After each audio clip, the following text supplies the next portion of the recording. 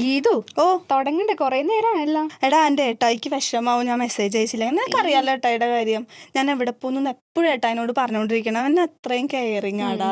എന്നുവെച്ചാൽ കേട്ടിട്ടില്ലേ, ഞാൻ എപ്പോഴും പറയാറുള്ളതല്ലേ. അതുകൊണ്ടല്ലേ എൻ്റെ ഒരു ഡ്രൈവിങ് എന്നുവെച്ചാൽ ഞാൻ ഡ്രൈവ് ചെയ്യുന്ന സമയത്ത് ഞാൻ വീഴുമെന്ന് ഏട്ടായിക്ക് പേടിയാ. അതുപോലെ ഞാൻ പുറത്തെവിടെയെങ്കിലും പോകുന്ന സമയത്ത് ഞാൻ സേഫ് ആയിരിക്കുമോ, എനിക്ക് ഒറ്റയ്ക്ക് ഹാൻഡിൽ ചെയ്യാൻ പറ്റുമോ, എനിക്ക് ഒറ്റയ്ക്ക് ബസ്സിൽ പോകാൻ പറ്റുമോ, അതൊക്കെ ഏട്ടായിയുടെ കെയറിങ് അല്ലേ. രൂപക്കോട് പറയാറുന്നില്ലേ, എന്തിനാ അതിനകത്തിരിക്കാല്ലോ സേഫ് ആയിട്ട്.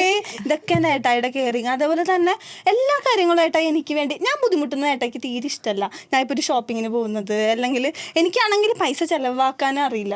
ഞാനിങ്ങനെ മിഠായിയും അതും ഇതൊക്കെ മേടിക്കും. അപ്പോൾ ഏട്ടായി ആണെങ്കിൽ എനിക്ക് ആവശ്യത്തിനുള്ള പൈസ തരും. അങ്ങനെ ഞാൻ ഏട്ടായി ഇങ്ങനെ സന്തോഷത്തിൽ പോയിക്കൊണ്ടിരിക്കും. നല്ല പൊന്നുപോലെയാണ് അവളെ ഏട്ടായി നോക്കുന്നത്. നമ്മൾ ഈ ലോക്കറിലിട്ട് ഇങ്ങനെ പൂട്ടി വെക്കില്ലേ? അതെ, ടോക്സിക് ആയിട്ട് തോന്നിയിട്ടില്ല. ഇത് ടോക്സിക് അല്ല, ഇത് ഏട്ടായിയുടെ കെയറിങ് അല്ലേ. എനിക്ക് ചെറിയ ചെറിയ കുശുമുണ്ട്. അപ്പം ഏട്ടായി ചിലപ്പം എന്നോട് ചില റെസ്ട്രിക്ഷൻസ് ഒക്കെ വെക്കും. ചിലപ്പോൾ എന്നെ 2-3 തല്ലൊക്കെ തല്ലും. അതൊക്കെ എൻ്റെ കെയറിങ്ങിന്റെ ഭാഗമല്ലേ. അത് പിന്നെ അതൊരു മ്യൂച്വൽ കൺസെന്റ് ഉണ്ടാവുമ്പം ചെറിയ തല്ലുന്നതിലൊന്നും കുഴപ്പമൊന്നുമില്ല. എനിക്ക് തോന്നുന്നതേ ഇവള് തിരിച്ചു കൊടുക്കാറുണ്ടോ? അതും കെയറിങ്ങിന്റെ ഒരു ഭാഗമല്ലേ. ഏട്ടായിനെ ഞാൻ അങ്ങനെയല്ല ഞാൻ ഏട്ടായിനെ കണ്ടിട്ടുള്ളത്. ഞാൻ എന്നും രാവിലെ എഴുന്നേറ്റ് ഏട്ടായിയുടെ കാലൊക്കെ തൊട്ട് വന്ദിച്ച് അങ്ങനെയാണ് എൻ്റെ ഡേ തന്നെ സ്റ്റാർട്ട് ചെയ്തത്. ഏട്ടായിനെ കുറ്റം പറഞ്ഞിട്ട് കാര്യമില്ല, അടി കിട്ടുന്നത് ഇവൾക്കാണ് അല്ലേ. ശരിക്കും കൊള്ളാം, സങ്കല്പത്തിലെ ഏട്ടായി ആയിരിക്കും അല്ലേ. ഓക്കെ, അപ്പോ ഇങ്ങനത്തെ കുറെ ഏട്ടായിമാരും കലിപ്പന്നെ കാന്താരികളൊക്കെ ഉള്ള ഒരു സമൂഹത്തിലാണ് നമ്മളിപ്പോ ജീവിക്കുന്നത്. ഇപ്പം നമ്മൾ സോഷ്യൽ മീഡിയ എടുത്ത് നോക്കുകയാണെങ്കിൽ ഇതേപോലെ നമുക്ക് കുറെ കാണാം. എന്നുവെച്ചാല് ഇത്തിരി കലിപ്പുള്ള അല്ലെങ്കിൽ റെസ്ട്രിക്ഷൻസ് പറയുന്ന, നീ അത് ചെയ്യണ്ട, നീ ഇങ്ങനത്തെ ഡ്രസ്സ് ഇട്ടാൽ മതി, അല്ലെങ്കിൽ നീ അവിടെ പോവണ്ട, ബോയ്സ് ഒക്കെ പൊട്ടയാണ്, അങ്ങനെ പറയുന്ന പെൺപിള്ളേരെ ചില ആളുകൾക്ക് ഇഷ്ടമാണ്. അതെ അല്ലേ, അത് ശരിയാണ്. പക്ഷെ അതിൻ്റെ ഒരു ആഫ്റ്റർ ഭയങ്കര കൂടിക്കൊണ്ടിരിക്കുന്ന ഒരു സാഹചര്യമാണ്. അപ്പോൾ ഈ അടുത്ത് കണ്ടിന്യൂസ് ആയിട്ടാണ് എനിക്ക് തോന്നുന്നത് 1 മാസം എടുത്തില്ലെന്ന് തോന്നുന്നത് ഒരു ഡൊമസ്റ്റിക് വയലൻസ് അതിനെ തുടർന്നിട്ട് 3-4 പെൺകുട്ടികളാണ് അടുപ്പിച്ച് ആത്മഹത്യ ചെയ്തത്. അപ്പൊ അതിന്റെ ഒരു എന്താ പറയാ ബേസിക് കാരണം എന്ന് പറഞ്ഞാല് ഈ നമ്മള് പുറമേ കാണുന്നതല്ല ആൾക്കാർ ശരിക്കും ഉള്ളില് ഭയങ്കര ടോക്സിക് ആയിട്ട് ആൾക്കാർ ബിഹേവ് ചെയ്യുന്നുണ്ട്. ടോക്സിസിറ്റി ആളുകൾക്ക് മനസ്സിലാവുന്നത് എങ്ങനെയാന്ന് വെച്ചാൽ ഇങ്ങനത്തെ ഇഷ്യൂസ് ഉണ്ടാകുന്ന സമയത്ത് അതുവരെ ഇവര് ഭയങ്കര പകൽമാന്യർ അല്ലെങ്കിൽ വെൽ പോളിഷ്ഡ് ആയിട്ടുള്ള നമ്മുടെ പറയില്ലേ ഇസ്തിരിട്ട ഡ്രസ്സ് ഇട്ടിട്ട് ആളുകളെ കാണുമ്പോൾ ഭയങ്കര നല്ല പെരുമാറ്റം. ഇവരുണ്ടല്ലോ, ഇവർ ഈ വീട്ടിലുള്ള ഇവരുടെ സ്വന്തം എന്ന് ഇവർ കരുതുന്ന, അതായത് ഇവരുടെ കല്യാണം കഴിഞ്ഞ് ഇവരുടെ സ്വന്തമാണെന്നാണ് കരുതുന്നത് അല്ലേ. പിന്നെ അവർക്ക് വേറൊരു അവകാശമില്ല. അപ്പോൾ അവരോട് ഇവർ ഭയങ്കരമായിട്ട് ഇങ്ങനെ ഇതുപോലെ ദ്രോഹമൊക്കെ ചെയ്യുന്നത്. പക്ഷെ പുറത്ത് ആർക്ക് വേണമെങ്കിലും എന്ത് ഹെൽപ്പും ചിലപ്പോൾ അവിടെ സംസാരിക്കുന്നത് സ്ത്രീ സ്വാതന്ത്ര്യത്തെക്കുറിച്ചും ഇങ്ങനെയുള്ള കാര്യങ്ങളൊക്കെ ആയിരിക്കും. അപ്പം ഇങ്ങനെ ഉള്ള ആളുകളെ മനസ്സിലാക്കാൻ കുറച്ച് പാടാണ്. അതേപോലെ തന്നെ പലരും പറഞ്ഞു കേട്ടിട്ടുള്ളൊരു സംഭവമാണ്, പ്രേമിക്കുന്ന സമയത്ത് ഇങ്ങനെയൊന്നും ആയിരുന്നില്ല ആള്, പിന്നെ കല്യാണം കഴിഞ്ഞ് അപ്പോഴാണ് സ്വഭാവം മാറി തുടങ്ങിയത് അല്ലെങ്കിൽ വയലൻസ് ആയി തുടങ്ങിയത് എന്നുള്ളത്. ഈ പറഞ്ഞ പോലെ തന്നെ ആരെയും നമുക്ക് ചൂഴ്ന്ന് നോക്കാൻ പറ്റില്ല. പക്ഷെ അങ്ങനെ ഒരു സിറ്റുവേഷൻ വന്നിട്ടുണ്ടെങ്കിൽ നമ്മൾ തന്നെ ഒരു ഇനീഷ്യേറ്റീവ് എടുത്ത് നമ്മൾ അതിൽ നിന്ന് പുറത്ത് പോരണം. അതിൽ നിന്ന് ആരും എന്തുകൊണ്ട് എനിക്ക് പറ്റില്ല എന്ന് വിചാരിക്കേണ്ട കാര്യം ഇപ്പോഴും ഇല്ല അല്ലേ. ഇപ്പോൾ അതുല്യ ആത്മഹത്യ ചെയ്ത കഥ പറഞ്ഞില്ല. അപ്പോൾ അവളുടെ ഹസ്ബൻഡ് മീഡിയയുടെ മുന്നിൽ എന്തൊക്കെ ആക്ടിങ് ആണ് നടത്തിയത് നമ്മൾ കണ്ടതാ. അതായത് അവളില്ലാതെ എനിക്ക് പറ്റില്ല അങ്ങനെ. പിന്നെ ഇയാൾ ഉപദ്രവിക്കുന്ന വീഡിയോസ് നമ്മൾ കുറെ കണ്ടു. അത്രയും സ്നേഹമുള്ളതുകൊണ്ടാണ് ഉപദ്രവിക്കുന്നത് കേട്ടോ. അത്രയും സ്നേഹമുള്ളതുകൊണ്ടാണ്, സ്വന്തമാണല്ലോ, അപ്പൊ നമുക്ക് എന്തും ചെയ്യാലോ. അപ്പൊ അത് അതെ സ്വന്തം. അതെ, ഇത് പറഞ്ഞപ്പോഴാണ് നമ്മളെ വെള്ളം സിനിമ കണ്ടിട്ടില്ലേ. വെള്ളം സിനിമയിൽ പറയുന്ന ഒരു ഡയലോഗ് ഉണ്ട്, ഇപ്പം കള്ളു കുടിച്ചിട്ടുണ്ടെങ്കിൽ എല്ലാം ഭർത്താക്കന്മാരെ വിചാരം അവർക്ക് എടുത്ത് തല്ലാനുള്ളൊരു വസ്തുവാണ് ഭാര്യ എന്നുള്ളൊരു സംഭവമാണ്. അപ്പം ഭാര്യ ആയി കഴിഞ്ഞിട്ടുണ്ടെങ്കിൽ എന്റെ പ്രോപ്പർട്ടിയാണ്, എനിക്ക് എന്തും ചെയ്യാം. അതെ, അത് തിരിച്ചും വേണമെങ്കിൽ ചിന്തിക്കാവുന്നതാണ്. കാരണം ഭാര്യയുടെ സ്വന്തം പ്രോപ്പർട്ടി ആണല്ലോ ഭർത്താവ്. അങ്ങനെയാണെങ്കിൽ തിരിച്ചും പറ്റുമെങ്കിൽ. അതെ, ശരിക്കും അങ്ങോട്ടും ഇങ്ങോട്ടും ഈ ഒരുപാട് റെസ്ട്രിക്ഷൻസ് വെക്കുന്നതും അവരെ അടച്ചിടുന്നതും ഈ ഒരു എന്താ പറയുക നാർസിസ്റ്റ് ആ ഒരു കാറ്റഗറിയിൽ വരുന്നത്. ഇപ്പോൾ ഈ എന്താ പറയുക ഒരുപാട് റെസ്ട്രിക്ഷൻസ് വെച്ചിട്ട് ആണുങ്ങളെ ഉപദ്രവിക്കുന്ന പെൺകുട്ടികളും ഉണ്ട്, ഇല്ലെന്ന് പറയാൻ പറ്റില്ല. അപ്പോൾ അത് ഒരു ഇത് തന്നെ. പക്ഷെ അതൊന്നും പുറത്തോട്ട് അധികം വരാറില്ല. കൂടുതലും ഇതാണ് ഉള്ളത്. അതുകൊണ്ടാണ് അങ്ങനെ സംഭവിക്കുന്നത്. അതൊക്കെ റെയറായിട്ടേ സംഭവിക്കുന്നുള്ളൂ. ഈ ആണുങ്ങൾ പിന്നെ നമുക്ക് എന്തൊക്കെ പറഞ്ഞാലും എന്താ പറയാ ഫിസിക്കലി നോക്കുകയാണെങ്കിൽ അവരാണ് സ്ട്രോങ്. അപ്പൊ അത് എന്തൊക്കെ പറഞ്ഞാലും നമുക്കത് അത്രയ്ക്ക് അങ്ങോട്ട് അംഗീകരിക്കാൻ പറ്റില്ല. പക്ഷെ നമ്മൾ ഓരോ ഇൻഡിവിജ്വൽ എന്നുള്ള രീതിയിൽ പറയണം. നമ്മൾ ഈ ഒരാളെ ഇങ്ങനെ പറയുമ്പോൾ പുരുഷന്മാരെന്ന് പറയുമ്പം നല്ല രീതിയിൽ കെയർ ചെയ്യുന്ന അല്ലെങ്കിൽ മ്യൂച്വൽ റെസ്പെക്റ്റോട് കൂടി പോകുന്ന റിലേഷൻഷിപ്സ് ആൾക്കാരുണ്ട്. ഒരുപാടുണ്ട്. അപ്പൊ നമുക്ക് അടിച്ചങ്ങനെ ആക്ഷേപിക്കാനായിട്ട് പറ്റില്ല. അത് ഓരോ വ്യക്തികളെ ആശ്രയിച്ചിരിക്കും, അവരുടെ സ്വഭാവത്തെ ആശ്രയിച്ചിരിക്കും, അവരുടെ ഒരു സാമൂഹ്യ ബോധം അല്ലെങ്കിൽ അവർ വളർന്നു വന്ന ഒരു രീതിയും കൂടെ അതിനെ ഡിപ്പെൻഡ് ചെയ്യുന്നുണ്ട്. അല്ല, നമ്മളെ സമൂഹം പൊതുവെ പട്രിയാർക്കലാണല്ലോ. അപ്പോൾ കൂടുതൽ ഇടങ്ങളിലും ഇപ്പം സ്ത്രീകളുടെ സ്വാതന്ത്ര്യത്തിനെ കുറിച്ച് പറയുകയാണെങ്കിൽ ഒരു കല്യാണമൊക്കെ കഴിഞ്ഞു കഴിഞ്ഞാൽ സ്ത്രീകൾ ഒരുപാട് ഇങ്ങനെയുള്ള പ്രശ്നങ്ങൾ അനുഭവിക്കുന്നുണ്ട്. പ്രശ്നങ്ങൾ എന്തായാലും കല്യാണം കഴിഞ്ഞുണ്ടാവും, കാരണം രണ്ട് വ്യക്തികളാണല്ലോ ഒരുമിച്ച് താമസിക്കുന്നത്. അപ്പോൾ എന്തായാലും അവർക്ക് അത് അഡ്ജസ്റ്റ് ചെയ്യാനുള്ള ബുദ്ധിമുട്ട്, പ്രത്യേകിച്ച് സ്ത്രീക്ക് ആണിൻ്റെ വീട്ടിൽ പോയിട്ട് താമസിക്കുന്നതുകൊണ്ട് അത് അഡ്ജസ്റ്റ് ചെയ്യാനുള്ള ബുദ്ധിമുട്ടുണ്ടാവും. പക്ഷേ പട്രിയാർക്കലായിട്ടുള്ള സൊസൈറ്റിയിൽ ഉണ്ടാകുന്ന സ്ത്രീകളുടെ കുറേ കാര്യങ്ങൾ സാക്രിഫൈസ് ചെയ്യേണ്ട കുറേ കാര്യങ്ങൾ വരുന്നുണ്ട്. അതും എങ്ങനെയെങ്കിലും നമുക്ക് ഡീൽ ചെയ്യാം എന്ന് വിചാരിക്കാം. പക്ഷേ ഇങ്ങനെ നാർസിസിസ്റ്റിക് ആയിട്ടുള്ള പ്രശ്നങ്ങൾ വരുന്ന സമയത്ത് അത് എന്താ പറയുക, അത് നമ്മൾ പിന്നെ അവിടെ തുടരുന്നതിൽ ഒരു കാര്യം ഇല്ല. അതേപോലെ തന്നെയാണ് ഇത് പറഞ്ഞപ്പോഴാണ് ഫാമിലി, നമ്മുടെ ആ മരിച്ച കുട്ടിയുടെ കേസിൽ അച്ഛൻ പറയുന്ന ഒരു ഡയലോഗ് ഉണ്ട്. നമ്മുടെ എൻഗേജ്മെന്റ് കഴിഞ്ഞപ്പോഴേ നമുക്ക് മനസ്സിലായതാണ്, പക്ഷേ കുട്ടിക്ക് ഒരു പേരുദോഷമാവുമെന്ന് വിചാരിച്ച് നമ്മൾ കല്യാണം നടത്തി. പക്ഷെ ഇപ്പം ആ പെൺകുട്ടി മരണപ്പെട്ടില്ലേ. അതെ അതെ, അത് ഞാൻ വിചാരിച്ചായിരുന്നു. പേരുദോഷം ആണ് അവരുടെ ഇഷ്യൂ എന്ന് പറയുന്നത്, കുട്ടിയുടെ ജീവനേക്കാൾ എന്നുള്ളതാ പേരുദോഷം. ഇത് എന്താന്ന് വെച്ചാല് പലരും മക്കള് നല്ല രീതിയിൽ എത്തണം എന്ന് വിചാരിച്ചിട്ട് അവരുടെ വെൽത്ത് നോക്കിയിട്ട് കല്യാണം കഴിപ്പിച്ചു വിടുന്ന ആൾക്കാരുണ്ട്. ശരിക്കും അങ്ങനെയല്ല വേണ്ടത്. അപ്പോൾ കല്യാണം കഴിച്ച് പോയി കഴിഞ്ഞാൽ ആ ഒരു റിലേഷൻഷിപ്പിൽ അവർക്ക് തുടർന്ന് പോകാൻ പറ്റില്ല എന്നുണ്ടെങ്കിൽ അവർക്ക് ആ ഒരു റിലേഷനിൽ നിന്ന് ഇറങ്ങി പോരാനുള്ള സ്വാതന്ത്ര്യം കൂടി വേണം. അതിപ്പോൾ ആണായാലും പെണ്ണായാലും തുടർന്ന് പോകാൻ പറ്റില്ല എന്നുള്ള പോയിന്റ് വന്നു കഴിഞ്ഞാൽ അത് വിട്ടിട്ട് പോരാനുള്ള എനിക്കൊന്നും ഇപ്പോഴും പല പ്രശ്നം അത് തന്നെയാണ്. ശരിക്കും എന്തൊക്കെയൊക്കെയോ കാരണങ്ങൾ കൊണ്ട് കുടുങ്ങി കിടക്കുന്ന ഒരുപാട് ദാമ്പത്യ ബന്ധങ്ങളുണ്ട്. അപ്പൊ അത് ഒരു ഫ്രീഡം അവർക്ക് എന്തായാലും വേണം. മരണം വരെ അങ്ങനെ കിടന്ന് എന്തിനോ വേണ്ടി ജീവിച്ച് അതിന്റെ കാര്യമില്ല, ആവശ്യമില്ലല്ലോ. അതെ. പിന്നെ കല്യാണം കഴിഞ്ഞു കഴിഞ്ഞാൽ നമ്മുടെ ബാധ്യത തീർന്നു. എല്ലാവർക്കും അങ്ങനെയാ. അതായത് കല്യാണപ്രായമായി, മോളെ അങ്ങോട്ട് കെട്ടിച്ച് വിട്ട് കഴിഞ്ഞാൽ സമാധാനമായി, ഇനി ഒന്നും നോക്കണ്ടല്ലോ എന്നുള്ള ഒരു ചിന്താഗതി ഉണ്ടല്ലോ. ആ ആള് പിന്നെ എന്തെങ്കിലും ഒരു പ്രശ്നം കാരണം ഡിവോഴ്സ്ഡ് ആവാൻ വേണ്ടിയിട്ടൊക്കെ, അങ്ങനത്തെ എനിക്ക് ഡിവോഴ്സ് വേണം എന്നൊക്കെ പറയുന്ന സമയത്ത് ഇവർക്ക് ഇവരുടെ അഭിമാനമാണ് ഏറ്റവും ഇമ്പോർട്ടൻ്റ് ആയിട്ടുള്ള. അപ്പോൾ പാരൻസിൻ്റെ അടുത്ത് ശരിക്കും പറഞ്ഞാൽ എത്ര ഇഷ്യൂസ് ഉണ്ടായി, എത്ര സംഭവങ്ങൾ നമ്മുടെ സമൂഹത്തിൽ ഇപ്പോഴും നടന്നുകൊണ്ടിരിക്കുകയാണ് അല്ലേ. എത്ര ഉണ്ടായിട്ട് നമ്മൾ പിന്നെയും കേട്ടോണ്ടിരിക്കുന്ന ഇതാ. അപ്പോൾ ശരിക്കും പറഞ്ഞാൽ ഇത്രയും സൂചനകളൊക്കെ കൊടുത്തിട്ടും പാരൻസും ഇവരെ ഇങ്ങനെ നിരസിക്കുന്നുണ്ടെങ്കിൽ, അല്ലെങ്കിൽ ധൈര്യം കൊടുക്കാതെ നീ വരണ്ട, നീ അവിടെ നിൽക്ക് തൽക്കാലം അങ്ങനെ പറഞ്ഞ് അവസാനം ഈ പെൺകുട്ടി ആത്മഹത്യ ചെയ്യുമ്പോൾ ഈ പാരൻസിനെതിരെ എന്തെങ്കിലും ഒരു കേസ് എടുക്കേണ്ടതല്ലേ എന്നാണ് എൻ്റെ ഒരു അഭിപ്രായം. അതേപോലെ തന്നെ ഇതിലൊരു ഫിനാൻഷ്യൽ സ്റ്റാറ്റസ് കൂടെ വരുന്നുണ്ട്. ഇപ്പോൾ ഒരു സാധാരണക്കാരെ സംബന്ധിച്ച് ഒരു 10 വർഷം മുമ്പ് അല്ലെങ്കിൽ ഒരു 5 വർഷം മുമ്പ് അവരുടെ എയിം എന്ന് പറയുന്നത് ഒരു വീട് വെക്കുക അല്ലെങ്കിൽ മകളുടെ കല്യാണം നടത്താന്നുള്ളതാണ്. അപ്പം എത്രയൊക്കെ സമ്പാദിച്ചിട്ടുണ്ടോ അത് മൊത്തം ഇൻവെസ്റ്റ് ചെയ്താണ് സ്വർണം മേടിച്ച് മകളുടെ കല്യാണം നടത്തുന്നത്. പിന്നെ അവരുടെ കയ്യിലൊന്നുമില്ല. പിന്നെ ഈ മകള് വരുമ്പം ഈ മകൾ അവർക്കൊരു ബാധ്യതയായിട്ട് അവർക്ക് തന്നെ തോന്നുകയാണ്. കാരണം ഇത്രയും ഇൻവെസ്റ്റ് ചെയ്ത് മകളെ കല്യാണം കഴിപ്പിച്ചതാണ് എന്നുള്ളൊരു സംഭവം അവിടെ വരുന്നുണ്ട്. അപ്പം ഈ സ്റ്റാറ്റസ് അല്ലെങ്കിൽ ഫിനാൻഷ്യൽ സ്റ്റെബിലിറ്റി എന്ന് പറയുന്ന ഒരു സംഭവം ഉണ്ടല്ലോ. അത്യാവശ്യം ഫിനാൻഷ്യൽ സ്റ്റെബിലിറ്റി ഉള്ള ഒരു ഫാമിലി ആണെങ്കിൽ പലപ്പോഴും പെൺമക്കൾ വന്ന് അവരെ വീട്ടിൽ നിന്നാലും അവർക്ക് പ്രശ്നമില്ല. പക്ഷെ ഒരു സാധാരണക്കാരനെ സംബന്ധിച്ച് അച്ഛനും അമ്മയ്ക്കും പ്രായമായി, ഇനി മകള് തിരിച്ച് ആ വീട്ടിലേക്ക് തന്നെ പോകണം എന്നുള്ളൊരു മെൻറ്റാലിറ്റിയാണ്. പക്ഷേ വേറൊരു കാര്യമുള്ളത്, ചിലപ്പം കടം മേടിച്ച് വീട് പണയം വെച്ച് 10-20 ലക്ഷം രൂപയ്ക്ക് സ്വർണം മേടിച്ച് ഒരു മക്കളെ കല്യാണം കഴിപ്പിക്കുന്നു. പക്ഷേ ആ 10 ലക്ഷം രൂപ എന്തുകൊണ്ട് കുട്ടിയുടെ എഡ്യൂക്കേഷന് വേണ്ടി, വിദ്യാഭ്യാസത്തിന് വേണ്ടി നമ്മുടെ പാരൻസ് ചെലവാക്കുന്നില്ല? അല്ല, വിദ്യാഭ്യാസത്തിന് വേണ്ടിയിട്ട് ഇപ്പം ഇപ്പോഴത്തെ പാരൻസ്, ഒരു ഇതെല്ലാ പാരൻസും അത്യാവശ്യം നല്ല രീതിയിൽ ക്യാഷൊക്കെ ചെലവാക്കുന്നുണ്ട് എന്നുള്ളതാണ്. പക്ഷെ ഇന്നത്തെ കാലത്ത് നോക്കുകയാണെങ്കിൽ പക്ഷെ ഇപ്പൊ പറയുന്നത് കല്യാണം കഴിഞ്ഞ് പോകുമ്പം കൊടുക്കുന്ന ഈ ഒരു എന്താ പറയാ, ഗിഫ്റ്റ്, എന്താ സ്ത്രീധനം എന്തായാലും നമുക്ക് പാടില്ല. അതല്ലാണ്ട് കൊടുക്കുന്ന ഒരു സംഭവമുണ്ട്. മകളിൽ ഇപ്പോൾ ഒരു പുതിയ വീട് എടുക്കുന്ന സമയത്ത് അവരെന്തെങ്കിലും അതിൽ ഒരു കോൺട്രിബ്യൂഷൻ കൊടുത്തോട്ടെ, ഒരു വാല്യൂ ഉണ്ടാവാൻ വേണ്ടിയിട്ടാണ് അത് ചെയ്യുന്നത്. പക്ഷെ അതിന് പകരം ആ സ്ത്രീധനം കൊടുക്കാതെ, ആ പൊന്ന് കൊടുക്കാതെ അവർക്കൊരു ഇൻവെസ്റ്റ്മെന്റ് പോലെ എന്തെങ്കിലും ഇട്ടിട്ട് മാസം എന്തെങ്കിലും വരുമാനം കിട്ടുന്ന രീതിയിലോ, അല്ലെങ്കിൽ ചെറിയ എന്തെങ്കിലും ഒരു ബിസിനസ്, അങ്ങനെ എന്തെങ്കിലും ഒരു രീതിയിൽ അവർക്ക് മുന്നോട്ട് കൊണ്ടുപോകാൻ പറ്റുന്ന രീതിയിൽ ചെയ്തതിൻ്റെ ശേഷം മാത്രം കല്യാണം കഴിപ്പിച്ച് വിടുകയാണെങ്കിൽ അതൊരു അസറ്റായിട്ട് കൊടുത്തിട്ട് അങ്ങനെ ചെയ്യുകയാണെങ്കിൽ നല്ലതാണ്. ശരിക്കും ഇപ്പോൾ ഗീതു പറഞ്ഞല്ലോ, ഫിനാൻഷ്യൽ സ്റ്റാറ്റസ് അല്ലെങ്കിൽ ഒരു സ്റ്റാറ്റസ് അതിൻ്റെ ബേസിലാണ്. ഇപ്പോൾ ലാസ്റ്റ് മരണപ്പെട്ടൊരു കുട്ടി ഉണ്ടായിരുന്നു, ഹസ്ന എന്നല്ലേ, ഹസ്ന. അപ്പോൾ ഹസ്നയുടെ ഫാമിലി ബേസ് എന്ന് പറഞ്ഞാൽ, ഹസ്നയുടെ വാപ്പ എന്ന് പറഞ്ഞാൽ വളരെ സാധാരണ കാരായിട്ടുള്ള ഫാമിലിയാണ് അവരുടെ. അപ്പോൾ പുള്ളിക്കാരൻ്റെ ജോലി എന്ന് പറഞ്ഞാൽ ഈ പൂരപ്പറമ്പുകളിൽ സാധനങ്ങൾ വിറ്റിട്ടാണ് അവർ ജീവിച്ചിരുന്നത്.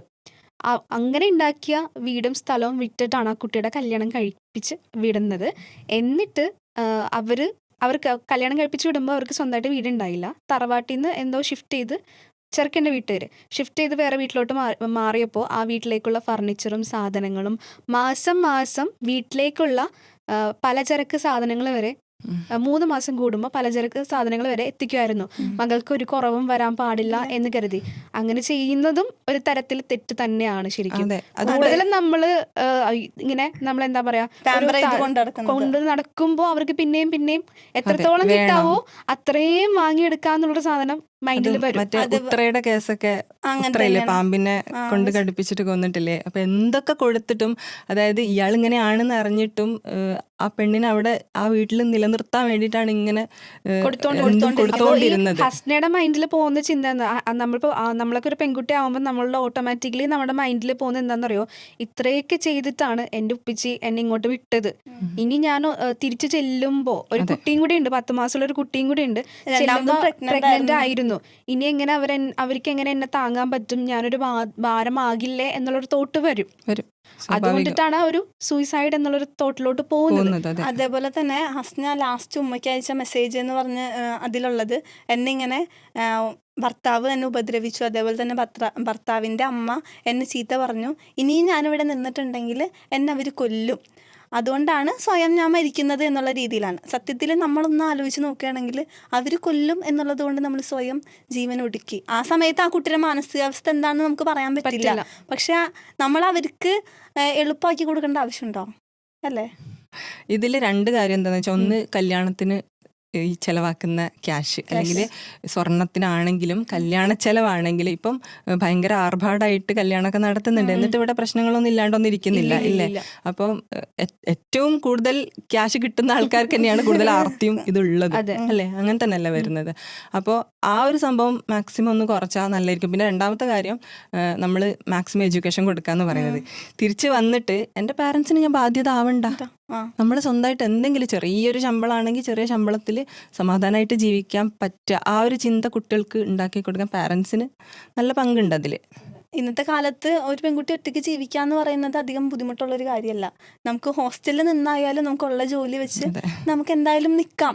അപ്പം നമ്മൾ നമ്മുടെ കുട്ടികളെ അല്ലെങ്കിൽ ഇനി വരുന്നൊരു തലമുറയെ നമ്മൾ പഠിപ്പിക്കേണ്ട ഒരു കാര്യം, എന്തായാലും സഫർ ചെയ്ത് അവിടെ നിൽക്കേണ്ട ആവശ്യമില്ല. പ്രത്യേകിച്ച് ഇത്തരത്തിലുള്ള അതിക്രമങ്ങൾ നേരിട്ട് നമ്മൾ നിൽക്കേണ്ട ആവശ്യമില്ല. നമ്മൾ ഫിനാൻഷ്യലി ഇൻഡിപെൻഡൻ്റ് ആണ്, നമ്മൾ സ്ട്രോങ് ആയിരിക്കണം എപ്പോഴും എന്നുള്ളൊരു സംഭവം. പക്ഷേ സഫർ ചെയ്ത് നിൽക്കണ്ട ഓക്കെയാണ്. പക്ഷെ എന്ന് വെച്ചാൽ ഒരു ഫാമിലി ലൈഫ് ആകുമ്പോൾ എന്തായാലും അഡ്ജസ്റ്റ്മെന്റ്സ് അത്യാവശ്യമാണ്. കാരണം 2 ഇൻഡിവിജ്വൽസ് ആണ്. അപ്പോൾ നമുക്ക് പുള്ളിക്കാരനെ ഇപ്പോൾ ഹസ്ബൻഡിന് എന്തെങ്കിലും ഫിനാൻഷ്യലി സ്ട്രഗ്ലിംഗ് വരുമ്പോൾ നമുക്ക് സപ്പോർട്ട് ചെയ്യാൻ പറ്റണം. തിരിച്ചും അങ്ങനെ തന്നെ ആയിരിക്കണം. അല്ലാതെ വരുന്ന കുറേ പ്രഷറും കാര്യങ്ങളും വരുമ്പോഴൊക്കെയാണ് നമ്മൾ ഈ ഒരു ഡിവോഴ്സ് അങ്ങനത്തുള്ള രീതിയിലോട്ട് പോകേണ്ടത് ശരിക്കും. അല്ലാതെ ഇങ്ങനെയാണോ എൻ്റെ ലൈഫ് എന്നിട്ട് ഇട്ടിട്ട് പോകാനല്ല പറയുന്നത്. അതേപോലെ തന്നെ ഈ മ്യൂച്വൽ റെസ്പെക്റ്റും മ്യൂച്വൽ കൺസെൻറ്റും പ്രശ്നങ്ങൾ ഇല്ലാത്ത ഒരു സ്ഥലം ഉണ്ടാവില്ല. ഇപ്പം നമ്മൾ ഫാമിലി തന്നെയാണെങ്കിലും നമ്മൾ അച്ഛനും അമ്മയും സിബ്ലിങ്സും ആയിട്ട് നമുക്ക് ചെറിയ ചെറിയ വഴക്കുകൾ ഉണ്ടാവും. അപ്പം 2 ആളുകളാണ്, എന്തായാലും ചെറിയ ചെറിയ അഭിപ്രായ വ്യത്യാസങ്ങൾ ഉണ്ടാവും. അത് സോൾവ് ചെയ്ത് മുന്നോട്ട് പോകുക എന്നുള്ളത് തന്നെയാണ് ജീവിതം. അപ്പം ചെറിയ പ്രശ്നങ്ങൾ പോലും കോംപ്രമൈസ് ചെയ്യാൻ ഇഷ്ടമില്ലാത്ത പെൺകുട്ടികളും ഉണ്ട്. ശരിക്കും എന്താ പറയുക, ഈ മാരിറ്റൽ കൗൺസിലിംഗ് ഒക്കെ കൊടുക്കും. കല്യാണത്തിന് മുമ്പ് കൗൺസിലിംഗ് കപ്പിൾസിന് കൊടുക്കാറുണ്ട്. ശരിക്കും കപ്പിൾസിന് മാത്രമല്ല, ആ ഫാമിലിക്ക് മൊത്തത്തിൽ പെൺകുട്ടിയുടെ ഫാമിലിക്കും ആൺകുട്ടിയുടെ ഫാമിലിക്കും മൊത്തത്തിൽ ഒരു കൗൺസിലിംഗ് കൊടുക്കുന്നത് അല്ലെങ്കിൽ ഒരു അവയർനെസ് കൊടുക്കുന്നത് ബെറ്ററാണ് എനിക്ക് പലപ്പോഴും തോന്നിയിട്ടുണ്ട്. അവിടെയാണ് ഈ പൊസസീവ്നെസ് ഒക്കെ വരുമല്ലോ, പ്രത്യേകിച്ച് ഈ അമ്മമാർക്കൊക്കെ. ഒരു നമ്മുടെ വീട്ടിലേക്ക് വേറൊരാൾ വന്നു കഴിയുമ്പോൾ ആളോട് കൂടുതൽ സ്നേഹം തോന്നുന്നുണ്ടോ, അവിടേക്ക് കുറേ സ്നേഹം പോകുന്നുണ്ടോ എന്നുള്ളൊരു പൊസസീവ്നെസ് വരുന്നുണ്ട്. അത് വേറെ കേസാ. കാര്യം എന്താന്ന് വെച്ചാല്, ഇപ്പം എന്റെ മോളാണ്, എന്നെ മോളായിട്ട് കാണണം, അല്ലെ അങ്ങനെയല്ല, എന്നെ അമ്മയായിട്ട് കാണണം എന്ന് അമ്മായിമ്മമാരും അമ്മായിയച്ഛന്മാരൊക്കെ പറയും, അച്ഛനായിട്ട് കാണണം. പക്ഷെ ഇവര് നേരെ തിരിച്ച് കാണൂല, ഇവര് എപ്പോഴും ഇവരെ പുറത്തുനിന്ന് വന്ന ആൾക്കാരായിട്ട്. അപ്പൊ എന്താണോ നമ്മൾ കൊടുക്കുന്നത് അതേ നമുക്ക് കിട്ടുള്ളൂ എന്ന് പറയാറുണ്ടല്ലോ. അതേപോലെ തന്നെയാണ് ഇവിടെ നിന്ന് പറയും നീ കെട്ടിച്ചു വിട്ടതാ, നിന്നെ കെട്ടിച്ചു വിട്ടതാ, അവിടെ ചെല്ലുമ്പോ നീ കെട്ടിക്കേറി വന്നതാ. അപ്പൊ സത്യം പറഞ്ഞ ഒരു വീടില്ലേ എന്നുള്ളൊരു സംഭവം. അല്ല, ഇത് പറഞ്ഞപ്പോൾ എനിക്ക് എൻ്റെ ഒരു ഫ്രണ്ടിന്റെ അനുഭവം ഓർമ്മ വരുന്നത്. കാര്യം എന്ന് വെച്ചാൽ കല്യാണം കഴിച്ച് അവിടെ പോയി അവിടെ നിൽക്കുമ്പോൾ ഇപ്പം ഭർത്താവിന്റെ പെങ്ങന്മാരൊക്കെ വരും വീട്ടില്. നാത്തുമാര്, അതായത് കാര്യപ്പെട്ട എന്തെങ്കിലും ഡിസ്കഷൻസ്, കുടുംബപരമായിട്ടുള്ള ഡിസ്കഷൻസ് കാര്യങ്ങൾ ഉണ്ടാവുമ്പോൾ ഇവരെ അടുപ്പിക്കൂല. ഇവരൊരു റൂമില് വാതിലടച്ചിട്ടിട്ട് ഇങ്ങനത്തെ കാര്യങ്ങൾ. അപ്പൊ ഇവരെന്താ പുറത്തുനിന്ന് വന്ന ആൾക്കാർ അല്ലേ, എന്നാൽ ഇവരുടെ എല്ലാ കാര്യം ഇവർ ചെയ്യാൻ വേണം, കണ്ടറിഞ്ഞ് എല്ലാം ചെയ്തെടുക്കാൻ വേണമെന്ന ഒരു എന്താ പറയുക, ക്രൂഷ്യൽ ആയിട്ടുള്ള എന്തെങ്കിലും ഡിസിഷൻസ് എടുക്കേണ്ട സമയത്ത് അതിലുള്ള ചർച്ചക്കൊന്നും ഇവരെ പങ്കെടുപ്പിക്കില്ല, അങ്ങനത്തെ ഒരു കാര്യത്തിലും പങ്കെടുപ്പിക്കില്ല. അങ്ങനെ അതേപോലെ തന്നെ അതൊരു ഇമ്പോർട്ടൻറ്റ് കാര്യമാണല്ലോ ഡിസിഷൻ മേക്കിംഗ് എന്ന് പറയുന്നത്. ഇപ്പം നമ്മുടെ വീട്ടിൽ മെയിനായിട്ടുള്ള എന്തെങ്കിലും കാര്യം വരികയാണെങ്കിൽ എല്ലാവരും കൂടെ ചർച്ച ചെയ്ത് അതിനൊരു തീരുമാനം എടുക്കുകയാണ് വേണ്ടത്. പക്ഷെ പലപ്പോഴും ഒരാൾ തന്നെ എന്താ പറയുക തീരുമാനമെടുക്കുന്ന ഒരു എന്താ അതിനൊരു ഡോമിനൻസ്, നമ്മളെ ഷമ്മി എന്നൊക്കെ പറയുന്ന ഒരു സംഭവം അല്ലേ. എനിക്ക് മറ്റേ അതുല്യയുടെ ഹസ്ബൻഡിനെ കണ്ടപ്പോൾ ഷമ്മീനെ തന്നെ കേട്ടോ ശരിക്കും പറഞ്ഞത്. അങ്ങനെ ഇങ്ങനെ മീഡിയന്റെ മുമ്പിലുള്ള ആക്ടിങ് ഒക്കെ കാണുമ്പോഴേ എന്താ സ്വാതന്ത്ര്യം അത്യാവശ്യം സ്ത്രീകൾക്ക് സ്വാതന്ത്ര്യം കൊടുക്കുന്ന ഒരു മോഡേൺ ഫാമിലിയാണെന്നൊക്കെ പറയുന്നത്. ഇങ്ങനെയുള്ള ആളുകളെ പുറത്തുള്ളവർക്ക് മനസ്സിലാക്കാൻ പാടാണെന്ന് പറഞ്ഞല്ലോ. അപ്പം എന്താ പ്രശ്നം എന്ന് വെച്ചാൽ ഇവര് സ്നേഹം ഉണ്ടാവും, ആദ്യം കല്യാണം കഴിഞ്ഞാൽ എല്ലാവർക്കും തമ്മിൽ സ്നേഹം ഉണ്ടാവും. അപ്പോൾ ആ സ്നേഹത്തിന്റെ ബേസിൽ മാത്രം മുന്നോട്ട് പോകും. ആദ്യം ഇവർ അങ്ങനെ അങ്ങോട്ട് ഇത് പ്രകടിപ്പിക്കില്ല, പിന്നെ പുറത്തേക്ക് വരും. അപ്പോഴും സ്നേഹത്തിന്റെ പേരിലാണ് ഈ പെൺകുട്ടികൾ അവിടെ ഇങ്ങനെ നിൽക്കുന്നത്. അങ്ങനെ നിന്ന് ഭയങ്കര ഗതികെട്ടിട്ട് ഇവര് ആളുകളോട് പറയുമ്പം എന്ത് പ്രശ്നമില്ല, ആരും വിശ്വസിക്കില്ല. ഒരുപാട് ആളുകളുടെ അനുഭവങ്ങൾ ഞാൻ കേട്ടിട്ടുണ്ട്. ഇത് പറഞ്ഞപ്പോഴാണ് നമ്മുടെ ജയഹേലുണ്ടല്ലോ ഒരു അടി കൊടുക്കുന്ന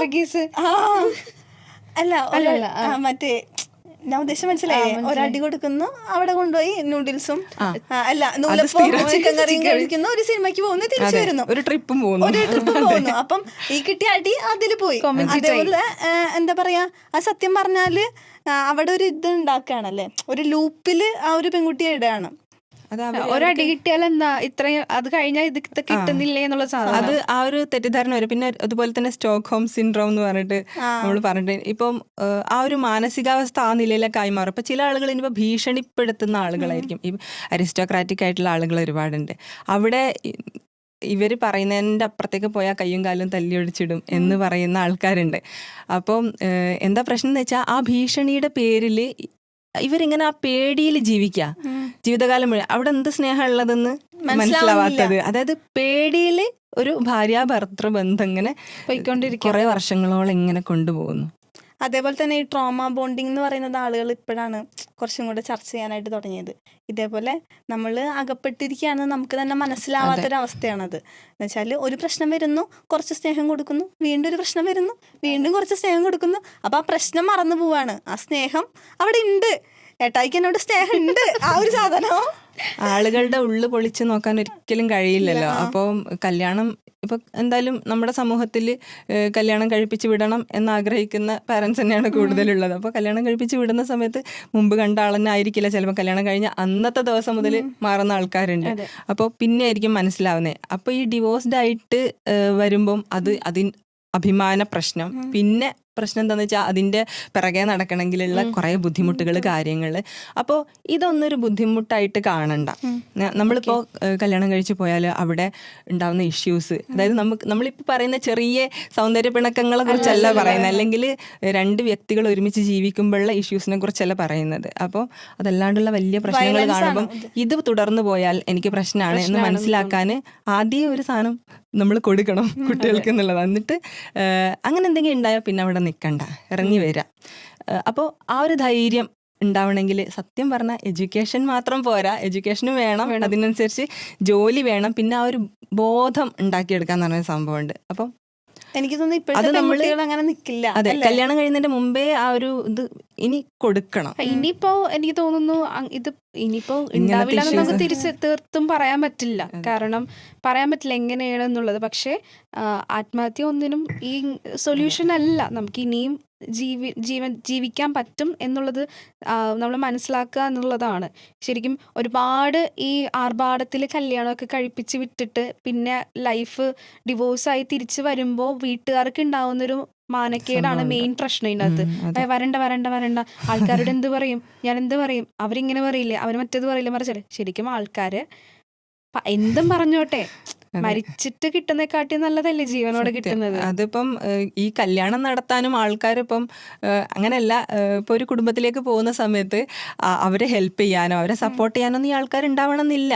ആളുകൾ കല്യാണത്തിന് വരുന്നു, ചിലപ്പോൾ എന്തെങ്കിലും ചെറിയ സംഭാവന ഒക്കെ കൊടുക്കും, ബിരിയാണിയും സദ്യയൊക്കെ കഴിച്ചിട്ട് അവർ പോകുന്നു. ശരിക്കും എന്താണ് ഈ കല്യാണം തന്നെ ഞാൻ ആലോചിക്കുക. കല്യാണം കഴിക്കുന്നതല്ല ഉദ്ദേശിച്ചത്, കല്യാണത്തിന്റെ ആ വലിയ ചടങ്ങുകളെ കുറിച്ചാണ് പറയുന്നത്. ഇത്രയും ക്യാഷൊക്കെ ചെലവാക്കിയിട്ട് കുറെ പേര് വന്ന് ഫുഡ് കഴിച്ചിട്ട് പോകുന്നു.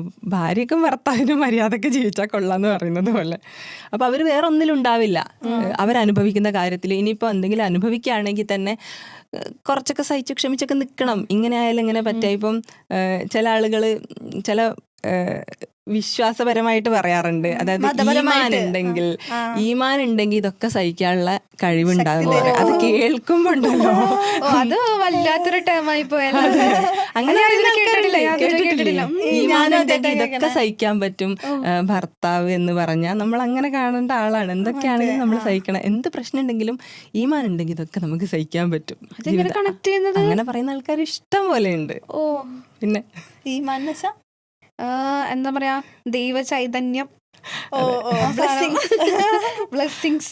അപ്പൊ ഈമാൻ ഇല്ലാത്തോണ്ടാണ് ഇത് സഹിക്കാൻ പറ്റാത്തതാണ് ഉദ്ദേശിക്കുന്നത്, മനസ്സിലായില്ലേ? അപ്പൊ ഇട്ട് വരുന്ന ആളുകൾക്കൊന്നും ഈമാനില്ല, അതാണ് അവർ ഉദ്ദേശിക്കുന്നത്. അതിപ്പം ഓരോ മതത്തില് ഓരോ പേരില് നമ്മളെ അത് പറഞ്ഞ് ധരിപ്പിക്കുന്നുണ്ട് എന്ന് വേണമെങ്കിൽ പറയാം, അല്ലേ? ആയിരിക്കാം. പക്ഷെ ഈ ഒരു ടേമിനോട് ഞാൻ ഒട്ടും യോജിക്കുന്നില്ല. അങ്ങനെയുണ്ട്.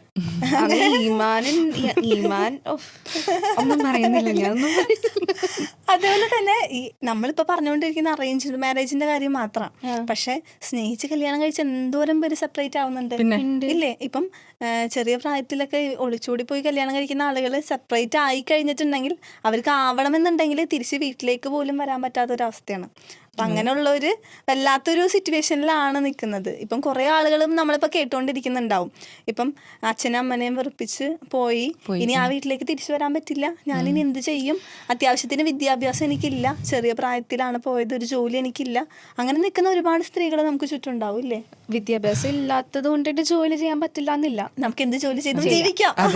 ഇപ്പം പല പാരന്റ്സും പക്ഷെ ഈ ഒരു കാര്യത്തിൽ വിചാരിക്കുന്നത് എന്താന്ന് വെച്ചാല്, ഇപ്പം പ്രണയിച്ച് ഒളിച്ചോടി പോയ മാനക്കേടാണ്. അറേഞ്ച്ഡ് മാരേജ് ആണെങ്കിൽ മാനക്കേടല്ല. ഇനി അറേഞ്ച്ഡ് മാരേജ് ആയിട്ട് ഒരുപാട് സഹിച്ച് വീട്ടിലൊക്കെ വന്ന് ഡിവോഴ്സ് ഒക്കെ ചെയ്ത് നിൽക്കാന്ന് പറഞ്ഞാൽ അത് മാനക്കേടാണ്. ആത്മഹത്യ ചെയ്താൽ അതൊരു മാനക്കേടല്ല. അങ്ങനെ തന്നെയാണ് പല പാരന്റ്സും കാണുന്നത്. അതെ, മറ്റേ ആ കുട്ടിയുടെ ഫാദർ പറഞ്ഞ പോലെ തന്നെ എൻഗേജ്മെന്റ് കഴിഞ്ഞപ്പോഴേ ആ ഒരു പയ്യനെ കുറിച്ചിട്ട് ഞങ്ങൾക്ക് ഏകദേശം ധാരണ ഉണ്ടായിരുന്നു. പിന്നെ എൻഗേജ്മെന്റ് മുടക്കി കഴിഞ്ഞാൽ, അല്ലെങ്കിൽ ആ കല്യാണം വേണ്ടെന്ന് വെച്ച് കഴിഞ്ഞാൽ എൻ്റെ മകൾക്കൊരു ചീത്തപ്പേര് വരുമല്ലോ എന്നോർത്തിട്ടാണ് ആ കല്യാണം നടത്തിയത്. പക്ഷെ ഇപ്പൊ എന്ത് സംഭവിച്ചു, മകള് പോലെ എന്താ പറയാ, മകൾ ഇല്ലാതെയായി. ചീത്തപ്പേര് ഉണ്ടായില്ല, പക്ഷെ മകള് മരിച്ചു പോവുകയാണ് ചെയ്തത്. ഇപ്പം ഡിവോഴ്സ്ഡ് ആയിട്ട് നിൽക്കുന്ന സ്ത്രീകൾ ഉണ്ടാവുമല്ലോ, അവര് ഓൾറെഡി ഒരു ലൈഫിൽ നിന്ന് ഒരുപാട് അനുഭവിച്ചിട്ടായിരിക്കും ഡിവോഴ്സ്ഡ് ആയിട്ട് വരുന്നത്. വേറൊരു കല്യാണം കഴിക്കാൻ തീർച്ചയായിട്ടും താല്പര്യം ഉണ്ടാവില്ലല്ലോ.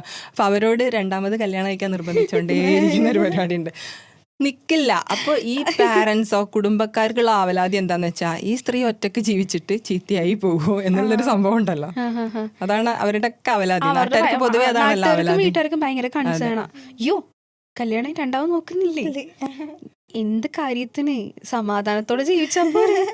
അതെ, ഇപ്പൊ വലിയ ടോക്സിക് ഇതെന്നൊക്കെ ഇറങ്ങി വന്ന ആളുകൾ പിന്നെ അതിലേക്ക് പോകാൻ എന്തായാലും മടിക്കും. പിന്നെ നല്ല ഇഷ്ടംപോലെ നല്ല ചെറുപ്പക്കാരുണ്ട്, ഇല്ലാന്ന് നമുക്ക് പറയാൻ പറ്റില്ല, അല്ലെ? ഇപ്പൊ കുറെയൊക്കെ ആളുകൾ ഈക്വൽ പാർട്ട്ണർഷിപ്പ് പോലെ, അതായത് ഭാര്യ ഭർത്താവ് എന്നുള്ള പേരല്ലാണ്ട് പാർട്ട്നേഴ്സ് ആണ് എന്ന രീതിയിൽ ജീവിക്കുന്ന എത്ര ആൾക്കാരുണ്ട്. അങ്ങനെയൊക്കെ കിട്ടിയ നല്ലതാണ്. ഇപ്പം രണ്ടാമത് വിവാഹം കഴിക്കുന്നത് ഒരു തെറ്റൊന്നല്ല, പിന്നെ വിവാഹം കഴിക്കാം. അങ്ങനെ വിവാഹം കഴിച്ച് നല്ല ഹാപ്പി ആയിട്ട് ജീവിക്കുന്ന ഒരുപാട് ആൾക്കാരുണ്ട്. ഇപ്പൊ ഞങ്ങളുടെ നാട്ടില് ഒരു കുട്ടി ഒരു കല്യാണം കഴിച്ചു, ഡിവോഴ്സ്ഡ് ആയി, ഒരു കുട്ടിയുണ്ട്. ആ ബന്ധത്തിലൊരു കുട്ടിയുണ്ട്. അങ്ങനെ പിന്നെ എല്ലാരും കൂടെ നിർബന്ധിച്ച് വേറൊരു കല്യാണം കഴിപ്പിച്ചു. അതും ഡിവോഴ്സ്ഡ് ആയി. അവളെ മാത്രം എല്ലാരും കുറ്റം പറയുന്നത്. അവള് രണ്ടാമത് ഡിവോഴ്സ്ഡ് ആവാൻ കാരണം എന്താ വെച്ചാൽ കുട്ടിയായിട്ട് അവിടെ ഉള്ളവര് നല്ല രീതിയിൽ സെറ്റ് ആവുന്നില്ല എന്നൊരു സംഭവം. പക്ഷെ ഇവളെയാണ് കുറ്റം പറയുന്നത്, മനസ്സിലായില്ലേ? അപ്പൊ ആർക്കാണ് രണ്ടാമത് ഇങ്ങനെ ഒരു പേര് കേൾക്കാൻ വേണ്ടിട്ട് രണ്ടാമതും കല്യാണം കഴിക്കാൻ? നമുക്കിപ്പോ അറിയില്ല നമ്മുടെ ഇനി കല്യാണം കഴിച്ചാൽ ശരിയാവോ ഇല്ലേ എന്നുള്ളൊരു സംശയം എന്തായാലും എപ്പോഴും ഉണ്ടാവും. സെറ്റാവോ, ഇനിയും എനിക്ക് ഇതുപോലെ വരുമെന്നുള്ള പേടി എന്തായാലും ഉണ്ടാവും. അതിനും നല്ലത് നമുക്ക് എന്താ പറയാ, ആളുകളെ കുറച്ച് നല്ലോണം അടുത്തറിഞ്ഞ് മനസ്സിലാക്കി.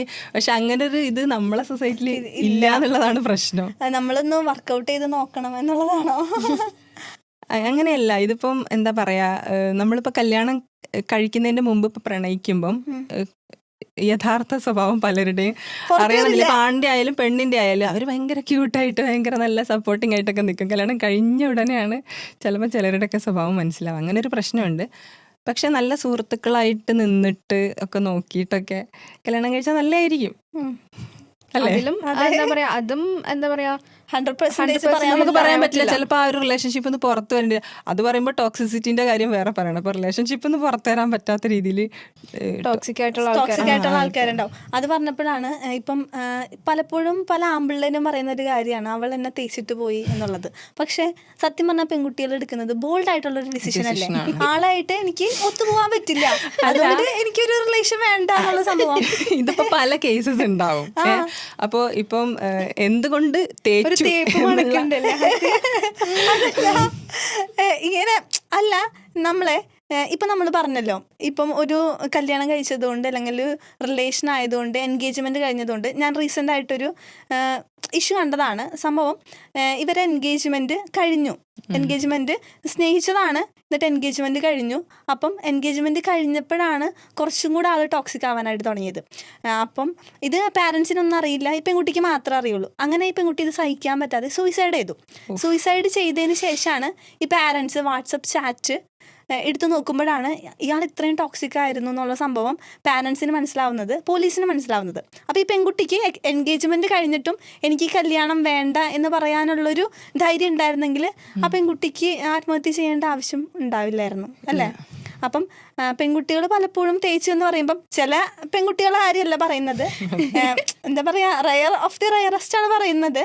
അപ്പം തേച്ചു എന്ന് പറയുമ്പം അവൾക്ക് ആ ഒരു റിലേഷൻഷിപ്പിൽ മുന്നോട്ട് പോകാൻ താല്പര്യം ഇല്ലാത്തതുകൊണ്ടാണ് ബോൾഡായിട്ടുള്ളൊരു ഡിസിഷൻ അല്ലേ പെൺകുട്ടികൾ എടുക്കുന്നത്. അതെ, ഈ തേപ്പ് എന്ന് പറയുന്നത് കാലാകാലങ്ങളായിട്ട് വരുന്നൊരു സംഭവം തന്നെയാണ്. പണ്ടത്തെ കാലത്ത് ആണുങ്ങളാണ് അത് കൂടുതലായിട്ട് ചെയ്തുകൊണ്ടിരുന്നത്. ഇപ്പൊ പെണ്ണുങ്ങളും അതേപോലെ ഈക്വലായിട്ട്, നമ്മൾ പറയില്ലേ എന്താ പറയാ, ഈക്വാലിറ്റി വേണമെന്ന് പറയില്ലേ, അതുപോലെ ഈക്വലായിട്ട് അങ്ങോട്ടും ഇങ്ങോട്ടും എല്ലാവർക്കും കിട്ടുന്നുണ്ടല്ലോ. പക്ഷെ ഈ തേച്ച് എന്ന് പറയുമ്പോൾ അതിന്റെ പിന്നിൽ പല കാരണങ്ങളുണ്ട്. അപ്പം കാരണങ്ങളിലാണ് അതുപോലെ തന്നെ ഒരു സമയം 2-3 റിലേഷൻഷിപ്പ് ഉള്ള ആൺകുട്ടികളും പെൺകുട്ടികളും ഉണ്ട്. അതിപ്പോ ട്രെൻഡ് ആണല്ലോ, മറ്റേ friends with benefit, benching,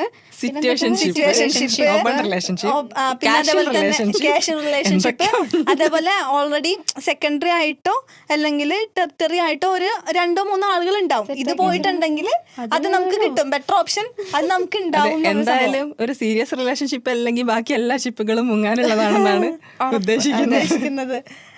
genset terms എന്ന് വേണമെങ്കിൽ പറയാം. അതെ, പക്ഷെ അതെ, നമ്മളിപ്പോ ടോക്സിസിറ്റിന്റെ കാര്യമാണ് പറയുന്നത്, ഈ കാർഡ് കയറിയിട്ട് ഇവിടെ എത്തിയത്. അപ്പൊ റിലേഷൻഷിപ്പിൽ നിന്ന് പുറത്തു വരാൻ കഴിയാത്ത ആൾക്കാരുണ്ടല്ലോ. ഇപ്പം എന്താ പറയാ, നമ്മൾ കൂടുതലും കേൾക്കലുണ്ട് ഇപ്പം ഇഷ്ടം നിരസിച്ചു അല്ലെങ്കിൽ റിലേഷൻഷിപ്പ് പുറത്തു വന്നതിന് ആക്രമിക്കുന്നുണ്ട്, കൊല്ലുന്നുണ്ട്, ആസിഡ് ഒഴിക്കുന്നുണ്ട്, പെട്രോൾ ഒഴിച്ച് കത്തിക്കുക. ഞാൻ ജപ്പാനിലൊരു കേസ് ഇതേപോലെ ഇപ്പം സോഷ്യൽ മീഡിയയിലും ഇൻസ്റ്റഗ്രാമിലൊക്കെ കുറേ കാണുന്നുണ്ട്. ഇതേപോലെ ആ കുട്ടി ഇഷ്ടം നിരസിച്ചതാണ്, കുറേ വർഷങ്ങൾക്ക് മുമ്പാണെന്ന് തോന്നുന്നു. അപ്പം ആള് പോയിട്ട് കുറേ ആളുകളും കൂടി ഈ പെൺകുട്ടിനെ അബ്യൂസ് ചെയ്യുന്നു. 41 ദിവസം പഴയ കേസാണ്. 41 ദിവസം ഇതേപോലെ റേപ്പ് ചെയ്യുന്നു. ഭയങ്കര ക്രൂരമായിട്ട് എന്ന് നമുക്ക് പറയാൻ പറ്റും. ഭയങ്കര ക്രൂരമായിട്ട് അവസാനം ആ കുട്ടിയെ 2 ടാറിന്റെ പാട്ടുകളിലാക്കിയിട്ടാണ് ആ കുട്ടീനെ ഞാൻ കണ്ടിട്ടുള്ളത്. കേട്ടിട്ടുണ്ട്. ഞാൻ കേട്ടിട്ടുണ്ട്. അപ്പോൾ ഇതിൽ പ്രധാനമായിട്ട് നമുക്ക് പറയാനുള്ളതെന്ന് വെച്ചാൽ ഈ ടോക്സിസിറ്റി എന്തായാലും നമുക്ക് സപ്പോർട്ട് ചെയ്യാൻ പറ്റില്ല. അതുപോലെ തന്നെ റിലേഷൻഷിപ്പിൽ തുടർന്ന് പോകാൻ പറ്റില്ല എന്നുണ്ടെങ്കിൽ അത് ഏത് ഏജ് ആയാലും ഇറങ്ങി പോരാനുള്ള സ്വാതന്ത്ര്യം രണ്ടുപേർക്കും ഉണ്ട്. പിന്നെ ഒരു കാര്യം, കല്യാണം കഴിഞ്ഞ ഉടനെ ഈ വീട്ടുകാരും നാട്ടുകാരും പ്രഷർ ചെയ്യുന്ന ഒരു കാര്യമുണ്ട്, കുട്ടികളായില്ലേ എന്നുള്ള സാധനം. പലരും കുട്ടികളുടെ പേരിലാണ് റിലേഷൻഷിപ്പിൽ പെട്ടുപോകുന്നത്. അപ്പോൾ ഈ പ്രഷറിങ് എന്ന് പറയുന്ന സംഭവം ഉണ്ടല്ലോ, അത് വെച്ചിട്ട് ഈ ഒരു പെട്ടെന്ന് തന്നെ ഒരു കുട്ടി എന്നുള്ളൊരു കൺസെപ്റ്റ് ഇപ്പൊ ഇല്ല. എന്നാലും കുട്ടിയുടെ പേരിലാണ് പലരും കടിച്ചു തൂങ്ങി കിടക്കുന്നത്. മരിച്ച വിഭജിക പറഞ്ഞു, എനിക്ക് കുട്ടിയുള്ളതുകൊണ്ടിട്ടാണ് ഞാൻ ഇത്ര നിൽക്കുന്നത് എന്നുള്ളത്. പക്ഷെ കുട്ടി മരിച്ചില്ലേ. അപ്പോ അതും ഒരു റീസൺ തന്നെയാണ് ശരിക്കും. അത് എത്രയും പെട്ടെന്ന് കുട്ടികൾ വേണം എന്നുള്ള ഒരു സംഭവത്തോടെ ഇപ്പം മറ്റുള്ളവർ പലതും പറയും, അത് കേട്ടിട്ട് അതിനനുസരിച്ച് നമുക്ക് എപ്പം വേണോ എന്നുള്ളതാണ്. അതും നമ്മളുടെ ഫ്രീഡം ആണ്, എന്ത് വേണം എങ്ങനെ വേണം, ഇപ്പം വേണോ വേണ്ടേ എന്നുള്ളത്. മാത്രമല്ല ടോക്സിസിറ്റി എന്ന് പറയുന്നത് അല്ലെങ്കിൽ ഈ നാർസിസിസ്റ്റിക് പേഴ്സണാലിറ്റി എപ്പോഴാണോ നമ്മൾ ഐഡന്റിഫൈ ചെയ്യുന്നത് ആ സ്പോട്ടിൽ നമ്മൾ അവിടുന്ന് സ്കൂട്ടാവുക എന്നുള്ള കാര്യം. അധികം നിൽക്കാനായിട്ട് നിൽക്കണ്ട. അതിപ്പോ രണ്ടുപേർക്കോട്ടെ, പെണ്ണെന്നില്ല. ഇപ്പൊ നമ്മളിപ്പം പെൺകുട്ടികളുടെ വശമാണ് കൂടുതലായിട്ട് പറഞ്ഞത് അല്ലേ? അങ്ങനെയല്ല, ഇപ്പൊ നമ്മള് ഇങ്ങനെ പറഞ്ഞു എന്നുവെച്ചാല് ഇങ്ങനത്തെ കുറെ അബ്യൂസുകൾ വരുന്നുണ്ട്, ഡൊമസ്റ്റിക് വയലൻസ് വരുന്നുണ്ട്, കല്യാണം കഴിക്കണ്ട എന്ന് നമ്മൾ പെൺകുട്ടികൾ പറയുന്നുണ്ടെന്ന് നമ്മൾ പറഞ്ഞു. അതേപോലെ തന്നെ ആൺകുട്ടികൾക്കും ചിന്തിക്കാം അല്ലേ? കല്യാണം കഴിച്ചിട്ടുണ്ടെങ്കിൽ ഒരുപാട് പ്രശ്നങ്ങളാണ്, എന്തിനാണ് ഒറ്റയ്ക്ക് ജീവിച്ചാൽ മതി എന്ന് ആൺപിള്ളേർക്ക് വിചാരിക്കാം. അതുകൊണ്ടിട്ടാണല്ലോ ഇപ്പൊ പല എന്താ പറയാ ലിവിങ് ടുഗദർ കൂടുതലും പാർട്ട്നേഴ്സ് എന്ന് പറഞ്ഞാൽ ജീവിക്കുന്നതൊക്കെ കൂടുതലും അതൊക്കെ തന്നെയാണ്. അത് ഉത്തരവാദിത്തം ശരിക്കും പറഞ്ഞാൽ നമ്മുടെ ഒരു സൊസൈറ്റിന്റെ ഒരു സ്വഭാവം വെച്ചിട്ട് ആണുങ്ങളുടെ തലയിലാണ് കൂടുതൽ കല്യാണം കഴിഞ്ഞ് കഴിഞ്ഞാൽ ഉത്തരവാദിത്തം. അത് വേണ്ട എന്നാണ് പെണ്ണുങ്ങൾ പറയുന്നത്. കാരണം നമ്മളും ജോലി ചെയ്യാം, നമ്മളും ക്യാഷ് ഉണ്ടാക്കാം, ഈക്വലി കാര്യങ്ങൾ നോക്കാം, ഈക്വലി എല്ലാ കാര്യങ്ങളും നോക്കാം. രണ്ടും അങ്ങോട്ടും ഇങ്ങോട്ടും ഒറ്റക്കായിട്ട് ഇത് ചെയ്യേണ്ട കാര്യമില്ലല്ലോ. അപ്പോൾ ആ രീതിയിലാണ് നമ്മളും പറയുന്നത്. അതെ, അത് പറഞ്ഞപ്പോഴാണ് ഒരു കാര്യം കൂടെ. നമ്മള് രണ്ടുപേരും ജോലിക്ക് പോകുന്നവരായിരിക്കും, പക്ഷെ ജോലി കഴിഞ്ഞ് വന്നിട്ടുണ്ടെങ്കിൽ ഭർത്താവിന് ഫോണിൽ കളിക്കാം, ഭാര്യ വീട്ടിലെ ജോലികളെല്ലാം ചെയ്യണ്ട. ഭാര്യ എന്തിനാ ചെയ്യണം? അതും ക്ഷീണം ഇല്ലെങ്കിൽ രണ്ടാൾക്കും ഒരുമിച്ച് ചെയ്യാൻ പറ്റുമെങ്കിൽ ചെയ്യാം, നമുക്ക് പറ്റുമെങ്കിൽ ചെയ്യും. ഇപ്പൊ നമ്മള് ഭർത്താവ് തന്നെ ചെയ്യണം, ഭാര്യ തന്നെ ചെയ്യണം, അല്ലെങ്കിൽ അങ്ങനെയൊന്നുമില്ല. ആർക്ക് ക്ഷീണമുള്ള ആള് റെസ്റ്റ് എടുക്കുക, ക്ഷീണം ഇല്ലാത്ത ആള് ചെയ്യാം. ഓക്കെ, അപ്പൊ നമ്മളുടെ ആ ഒരു മെന്റാലിറ്റി നമ്മൾ ഉണ്ടാക്കി. ഒരുപാട് നേരം നമ്മളിപ്പോൾ ഇന്ന് ഇതിനെക്കുറിച്ച് സംസാരിച്ചു. മെയിനായിട്ടും പറഞ്ഞു വന്നത് ടോക്സിക് റിലേഷൻഷിപ്പിനെ കുറിച്ചിട്ടാണ്. അപ്പോൾ പറ്റാത്തതാണെങ്കിൽ നമുക്ക് സ്റ്റോപ്പ് ചെയ്യാം എന്നുള്ളതാണ് എൻ്റെ ഒരു സൊല്യൂഷൻ. ആത്മഹത്യ ഒന്നിനും ഒരു പരിഹാരമല്ല. മാത്രമല്ല നമ്മളെ കൊല്ലുന്ന സ്നേഹം നമുക്ക് ആവശ്യമില്ല എന്ന് പറയല്ലോ.